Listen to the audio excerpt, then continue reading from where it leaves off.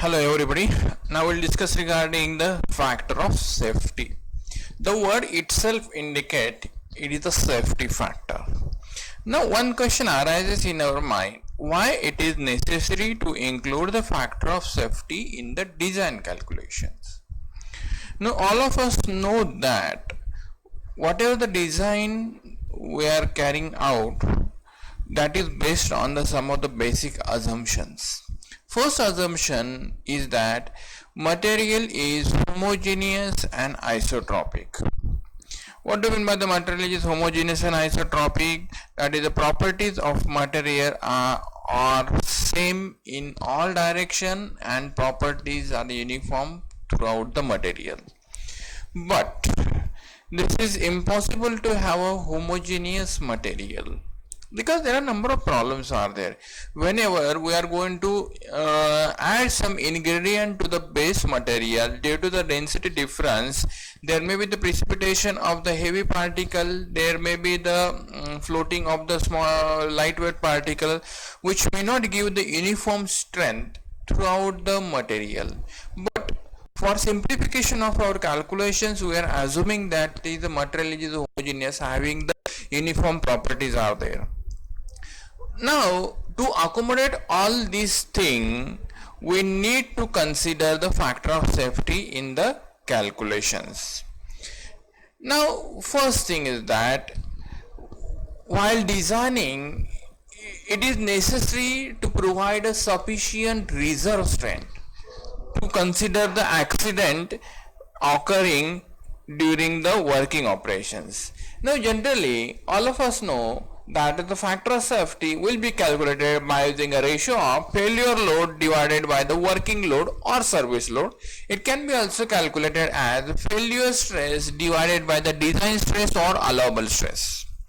Now, what is this allowable stress? Allowable stress is the value which is used to design to determine the dimensions of the component. It is considered as a stress which is the designer expect will not be exceeded under the normal operating conditions. Now, if it is a ductile material is there, we are going to consider SYT is the demarcation line, and if it is a brittle material, we are going to consider the SUT as a demarcation line. Therefore, the design stresses or the allowable stresses will be calculated as failure stress divided by the factor of safety.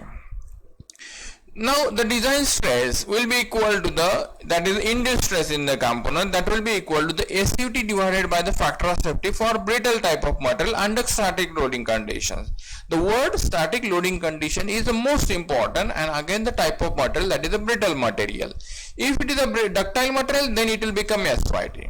That means design stress will become equal to the SYT by Fs. Now, why there is a change? If you observe here, for brittle SUT, for ductile it will be the SYT, because for brittle material the demarcation line between SYT and SUT is impossible to identify. Therefore, we are going to consider the SUT. For ductile material, we are going to consider that is the SYT. Now, the next question comes in our mind, what are the difficulties are there in evaluating the design analysis? There are some of the factors are there. That means why it is necessary to consider the factor of safety in our calculation. First thing is that uncertainty in the magnitude of the external forces acting on the component. We are saying that is load is static. We are saying load is acting uniformly if it is a UDL is there, but always it is not the case. Again, it is dependent on the shape, again it depends on the sizes, again it depends on the environment. But still we are assuming that is the load acting is uniform, it is a certain, and it is constantly applied on the component. Therefore, there are some uncertainties are available.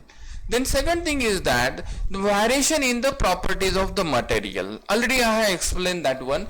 That is variation in the yield strength and ultimate strength due to the impossibility of manufacturing of a composite material or the two combinations of material which will have density difference is there.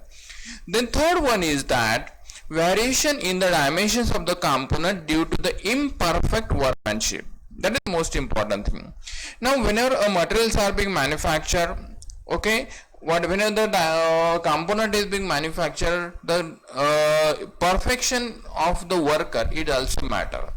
If the shapes are not correct, if a diameter there is a difference is available, again there is a change in the stresses will be there. Therefore, to consider all these things in our calculation from the safety point of view, we are going to include the factor of safety in the calculations. Now, the next questions come in our mind, that is how to select the factor of safety. Okay, there are a number of rules and regulations. Now, I will not say it is the rules, but there are certain norms are there for the selection of a factor of safety. Now, the selection of an appropriate numerical value of factor of safety is perhaps one of the most tedious and important tasks in the design process, because selection of an arbitrary large value of factor of safety lead to the oversize and expensive component. These two words are most important, that is oversize and expensive component. Now if you have selected a higher value, the component will be over designed, higher size, no doubt it will be safe, it will not get fail, but it will be heavy weight, unnecessary more cost will be there, you are investing a more material, you are investing more cost on that. If you have selected a lower value, then it will be the under design, okay, it may fail due to the uncertainty of the process, okay, and the component of chances of failure are more. Therefore the statement says that selection of a too small value for factor of safety may cause failure and the disaster.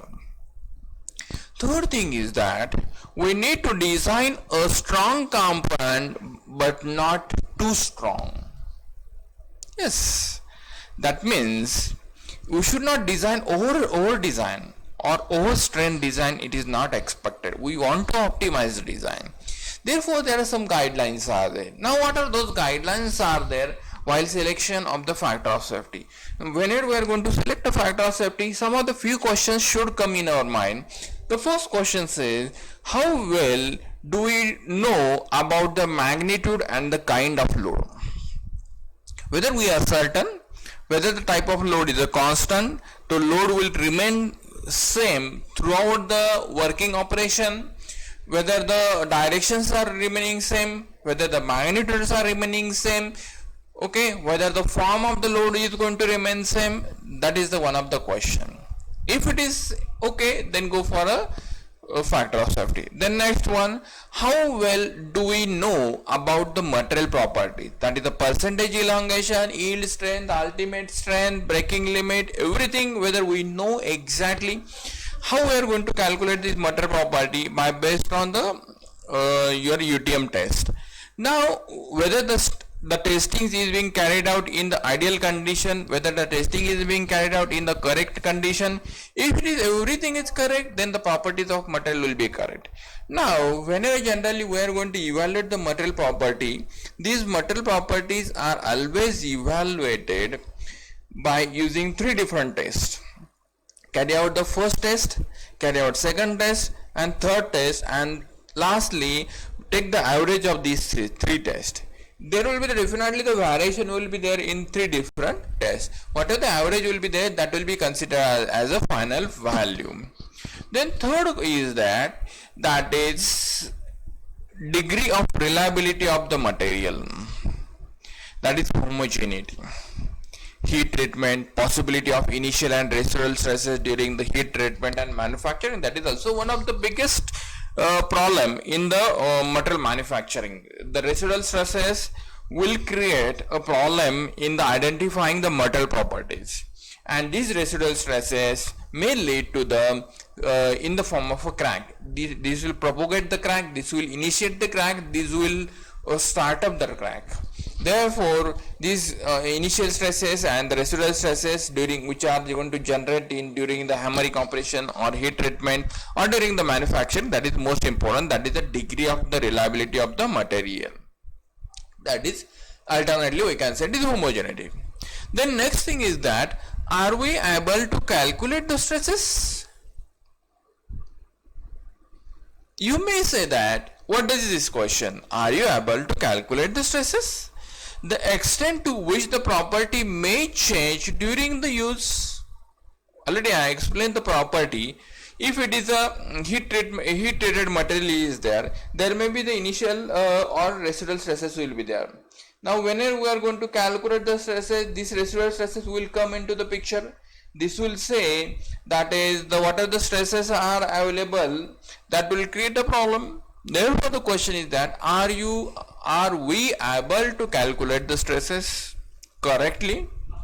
Then the kind of environment in which the machine has to work, that is the normal, high and low temperature, corrosive environment, any inbuilt safety mechanisms are available, that will also matter in the selection of factor of safety. Have we taken care of the localized stresses that is being produced due to the heat treatment process or the different operations?